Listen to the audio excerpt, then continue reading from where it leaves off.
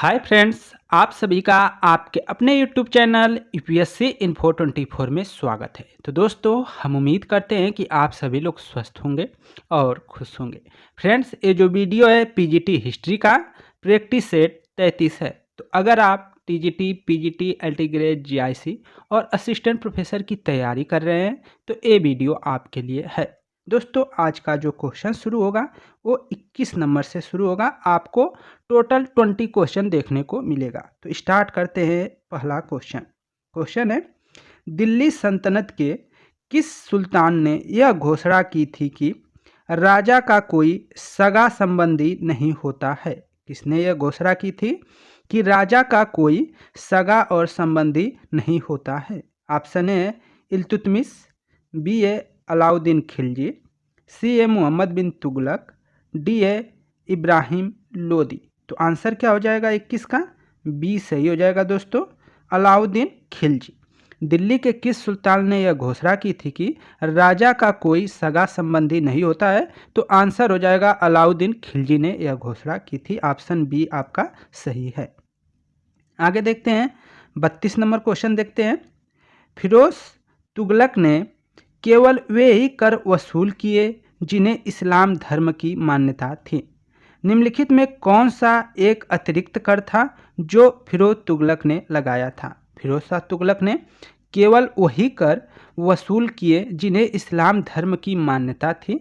निम्नलिखित में से कौन सा एक अतिरिक्त कर था जो फिरोज शाह तुगलक ने लगाया था? ये आपको बताना है। ऑप्शन ए जकात, ऑप्शन बी ए जजिया, ऑप्शन सी ए सिंचाई कर और ऑप्शन डी है आपका खम्स। तो आंसर हो जाएगा आपका सी सिंचाई कर। जो अतिरिक्त कर लगाया था वह था सिंचाई कर। ऑप्शन आपका सी सही है। आगे देखते हैं, 23 नंबर क्वेश्चन है। निम्नलिखित में से कौन सा कथन सही है? निम्नलिखित में कौन सा कथन सत्य है ये बताना है। कथन ए है, सल्तनत काल में मंत्री उलेमा के द्वारा नियुक्त एवं पदच्युत किए जाते थे। नियुक्ति एवं पदच्युत किए जाते थे किसके द्वारा? तो उलेमा के द्वारा। ये कथन क्या सत्य है ये आपको बताना है। बी का, सल्तनत काल में मंत्री खलीफा के द्वारा नियुक्त और पदच्युत किए जाते थे। मतलब नियुक्ति और जो उनको हटाने का कार्य होता था वो मंत्री खलीफा के द्वारा होता था। क्या ऐसा ये सत्य है? सी कह रहा है, सल्तनत काल में मंत्री सुल्तान के द्वारा नियुक्त एवं पदच्युत किए जाते थे। डी कह रहा है, सल्तनत काल में मंत्री प्रमुख काजी के द्वारा नियुक्त और पदयुक्त किए जाते थे, पद से हटाए जाते थे। तो आंसर आपका हो जाएगा बी सही हो जाएगा, सी सही हो जाएगा। सल्तनत काल में जो भी मंत्री बनते थे उस सुल्तान के द्वारा ही उनकी नियुक्ति होती थी और सुल्तान ही उसको हटा सकता था। तो ऑप्शन आपका सी सही है। आगे चलते हैं, 24 नंबर क्वेश्चन। सल्तनत युग में मजलिस ए खलवत क्या थी? सल्तनत युग में मजलिस ए खलवत क्या थी ये आपको बताना है। आ रहा है तो कमेंट में ज़रूर बताइए कि इसका आंसर क्या होगा। मजलिस ए खलवत क्या थी? ऑप्शन ए है, सुल्तान की एक परामर्शदायी संस्थान थी। ऑप्शन बी है, अमीरों की एक संस्था थी। ऑप्शन सी है, राजस्व विभाग की एक समिति थी। ऑप्शन डी है, विद्वानों की एक समिति थी। तो आंसर क्या हो जाएगा दोस्तों 24 का? ये सही हो जाएगा। बहुत इंपॉर्टेंट क्वेश्चन है। मजलिस ए खलवत जो थी सुल्तान की एक परामर्शदात्री संस्था थी। ऑप्शन ए सही है 24 का। आगे चलते हैं दोस्तों, 25 नंबर क्वेश्चन देखते हैं। निम्नलिखित में से किसको फारसी का होमर कहा गया है? निम्नलिखित में से किसको फारसी का होमर कहा गया है? ऑप्शन ए है उत्बी को, ऑप्शन बी है फिरदौसी को, ऑप्शन सी है अमीर खुसरो को, ऑप्शन डी है अल बरूनी को। तो 25 का जो आंसर होगा दोस्तों वह बी सही हो जाएगा। 25 का आंसर बी है फिरदौसी को। फारसी का होमर किसे कहा गया है? तो आंसर हो जाएगा फिरदौसी। ऑप्शन बी आपका सही है। आगे देखते हैं, किस सुल्तान ने अपने को ईश्वर का प्रतिनिधि कहा और अपने सिक्के पर खलीफातुल्लाह शब्द अंकित किया? किसने अपने को ईश्वर का प्रतिनिधि कहा और अपने जो सिक्के थे उस पे खलीफातुल्लाह शब्द को अंकित किया? ऑप्शन ए है अलाउद्दीन खिलजी, ऑप्शन बी है कुतुबुद्दीन मुबारक शाह खिलजी, ऑप्शन सी है मोहम्मद बिन तुगलक और ऑप्शन डी है सिकंदर लोदी। तो आंसर क्या हो जाएगा? बी सही हो जाएगा। कुतुबुद्दीन मुबारक शाह खिलजी ने अपने आप को ईश्वर का प्रतिनिधि कहा और इसने अपने सिक्के पर खलीफातुल्लाह शब्द को अंकित करवाया, जबकि अलाउद्दीन खिलजी जो है वो सिकंदर ए सानी की उपाधि धारण किया था। ये भी याद रखिएगा। आगे चलते हैं, 27 नंबर क्वेश्चन देखते हैं। लोदी युग की स्थापत्य का सर्वश्रेष्ठ नमूना कौन सा है? लोदी युग की स्थापत्य का सर्वश्रेष्ठ नमूना कौन है, यह आपको बताना है। ऑप्शन ए है मोट की मस्जिद, ऑप्शन बी है लोदी गार्डन, ऑप्शन सी है शीश गुंबद और ऑप्शन डी है दादी का गुंबद। तो आंसर आपका ए सही हो जाएगा, मोट की मस्जिद। लोदी युग की स्थापत्य का सर्वश्रेष्ठ नमूना जो है वो है मोट की मस्जिद। इसको आप याद रखिएगा, मोट की मस्जिद। आगे देखते हैं 28 नंबर क्वेश्चन। भक्ति आंदोलन में बहुत सारे प्रभाव हुए। भक्ति आंदोलन के बहुत सारे प्रभाव हुए। निम्नलिखित में से कौन सा भक्ति आंदोलन का प्रभाव नहीं है, ये बताना है आपको। ऑप्शन ए प्रांतीय भाषाओं का विकास, ऑप्शन बी है जाति प्रथा के बंधनों का ढीला होना, ऑप्शन सी है हिंदू मुसलमानों के बीच भेदभाव में वृद्धि और ऑप्शन डी है हिंदू धर्म में सुधार। तो 28 का जो आंसर है दोस्तों वह सी हो जाएगा। हिंदू मुसलमानों के बीच भेदभाव में वृद्धि, यह भक्ति आंदोलन का प्रभाव नहीं था, वृद्धि नहीं हुई थी, कहीं ना कहीं थोड़ा कमी आया था। तो ऑप्शन आपका सी सही होगा। अगला क्वेश्चन है 29 नंबर। किस विजयनगर शासक ने बहमनी सुल्तान फिरोज शाह से हारने के बाद अपनी पुत्री का विवाह करना स्वीकार किया? किस विजयनगर शासक ने बहमनी के जो सुल्तान फिरोज शाह से हारने के बाद अपनी पुत्री का विवाह उससे विवाह करना स्वीकार किया? तो ऑप्शन ए है बुक्का प्रथम, ऑप्शन बी है देवराय प्रथम, ऑप्शन सी है देवराय द्वितीय और ऑप्शन डी है राम राय। तो 29 का आंसर जो होगा दोस्तों वह बी सही है, देवराय प्रथम। देवराय प्रथम विजयनगर का शासक था। वो बहमनी विजयनगर और सुल्तान फिरोज शाह से हारने के बाद उसने अपने पुत्री का क्या है विवाह करना तय किया। तो ऑप्शन आपका ए सही है। आगे देखते हैं 30 नंबर क्वेश्चन। विजयनगर साम्राज्य में भूमि राजस्व को कहते थे।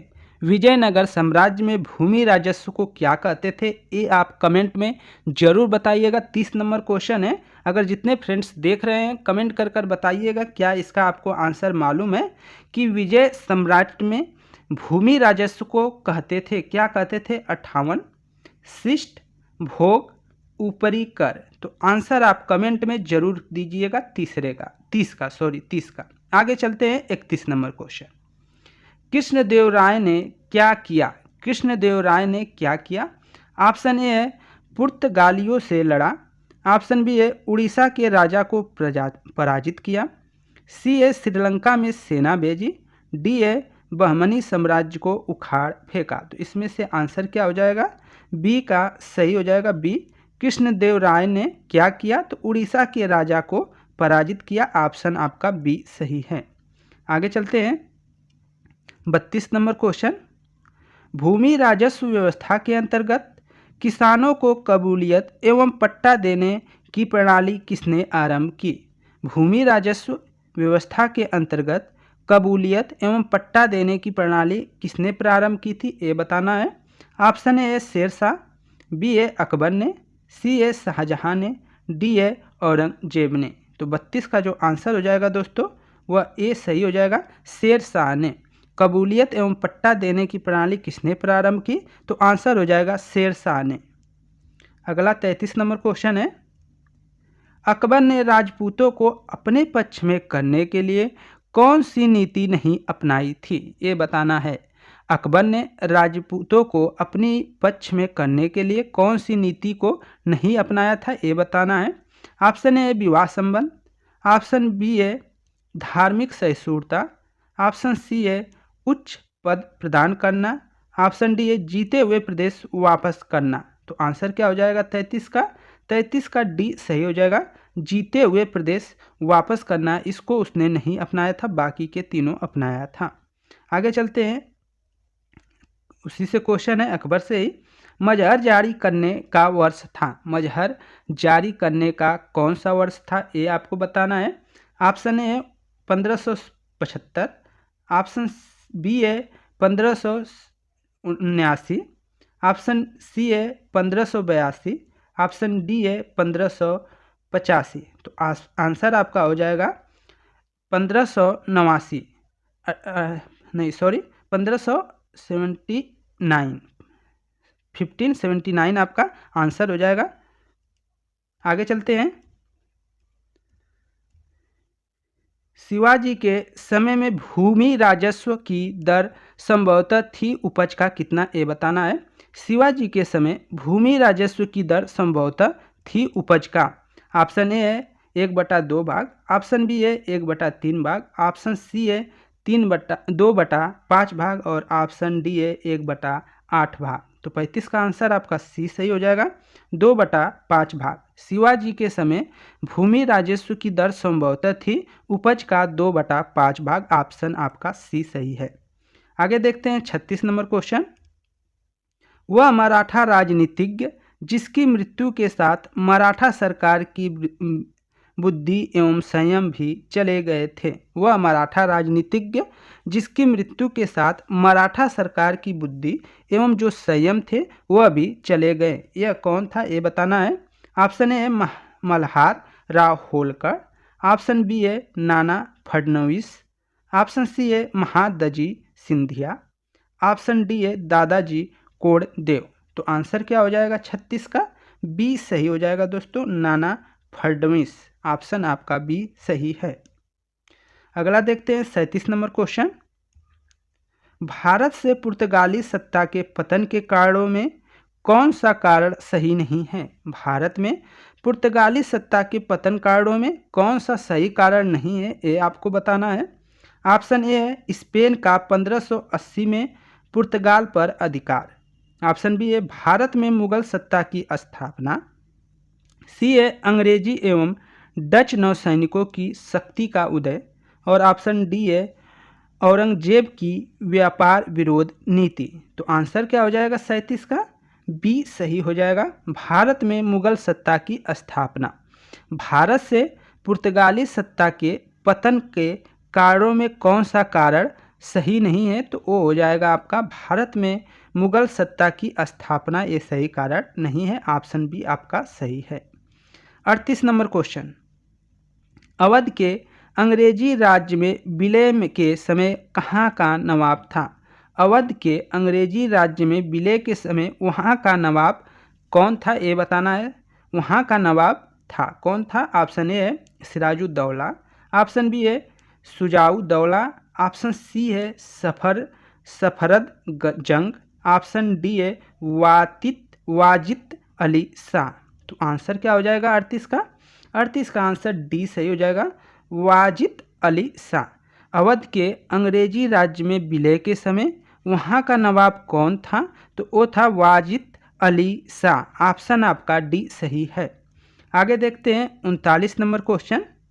1940 के बाद प्रथम व्यक्तिगत सत्याग्रही कौन था, ये बताना है। सत्याग्रही बनाए थे गांधी जी ने, तो किसको प्रथम बनाया था, ये आपको बताना है।